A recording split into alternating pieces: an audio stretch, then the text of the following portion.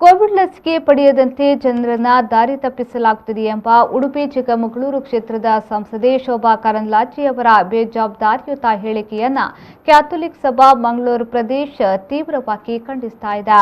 ದಕ್ಷಿಣ ಕನ್ನಡ ಜಿಲ್ಲೆಯ ಮಂಗಳೂರು ಧರ್ಮಕ್ಷೇತ್ರದ ಎಲ್ಲ ಚರ್ಚುಗಳಲ್ಲಿ ಕ್ಯಾಥೋಲಿಕ್ ಸಭಾ ನೇತೃತ್ವದಲ್ಲಿ ಕೋವಿಡ್ ವಾರಿಯರ್ಸ್ ಮೂಲಕ ಯಾವುದೇ ಪ್ರಚಾರ ಬಯಸದೆ ತನ್ನ ಸೇವೆಯನ್ನ ನಮ್ಮ ಕ್ರೈಸ್ತ ಸಮುದಾಯ ಮಾಡುತ್ತಾ ಬಂದಿದೆ.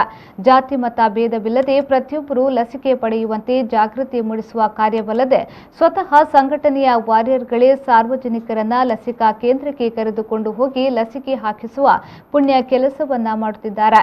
ಕ್ರೈಸ್ತ ಶಿಕ್ಷಣ ಸಂಸ್ಥೆಗಳನ್ನು ಸಭಾಂಗಣಗಳನ್ನು ಕೋವಿಡ್ ಕೇರ್ ಸೆಂಟರ್ಗಳನ್ನಾಗಿ ಮಾರ್ಪಡಿಸಿ ಇಲಾಖೆಗೆ ಜಿಲ್ಲಾಡಳಿತಕ್ಕೆ ಒಪ್ಪಿಸಲಾಗಿದೆ ಎಂಬುದನ್ನು ಸಂಸದರು ಮರೆಯಬಾರದು.